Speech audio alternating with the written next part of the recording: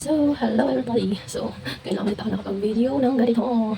So, tuturuan ko kayo guys kung paano magawa ng invitation na trifold. Trifold invitation. So, may sample ako dito. Ganito.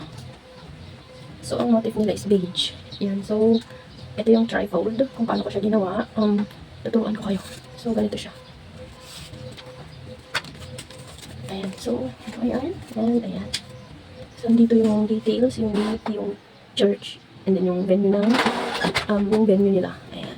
And then dito sa may pocket niya yung secondary sponsor and the principal sponsor. So, 2 page. 2 page yan. As you can see guys, nagpiprint pa lang ako, hindi pa tapos. Ayan. Since 70 pieces lahat to, may natapos na ako dito. Ayan. Okay. So, nakapag-cut na din ako ng cover with pocket na to, ganyan. So, actually guys, yung ginawa kong cover is mayroon akong pattern. Kung nakikita nyo, may pattern yung, kung hindi ba halata. So, ayan, may pattern siya. Ayan. Para madali yung pagkakat sa cover ng invitation. Ayan, so nakat ko na yung mga invitation na gagawin para mabilis na lang. So, ganito na lang yung gagawin ko. So, ito yung nakat ko para sa cover. Meron siyang lining. Para hindi na tayo mahirapan. Ginawan ko siya ng lining dito. Para dyan natin siya i-fold. So, ganito lang yung gagawin ko, guys. So, gumamit ako dito. Ito yung cutter. Tinanggal ko na yung cutter para dito ko siya ilalining. Yan. So, ganito lang, guys. So, yung may lining, yan yung susundan natin. Ganyan. So, wala akong ibang gamit. Kinagamitin natin itong tools nito ng gunting. Okay, ganito lang natin siya para mabilis na fold. Ganito. Ayan din yan.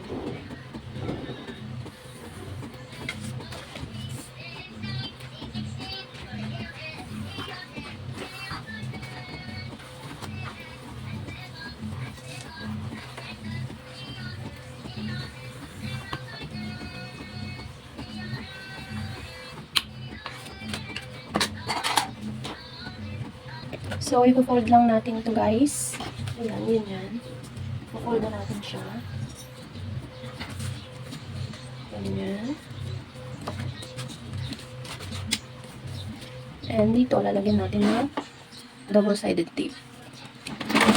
Yung gamit kong double-sided tape, yung manipis lang siya guys. So, malikit na to ha.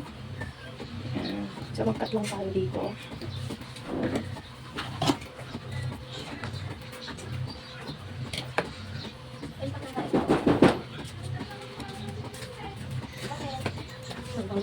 Sa chocolate. Yan. Ano na? Magkakait na ako. Ang mama. Ano live na?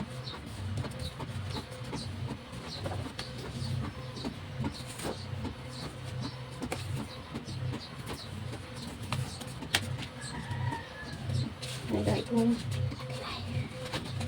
Ay, kan bekas pa. Yan, ganito. Dapat ko lang yung mag-alipin. Ay, ito.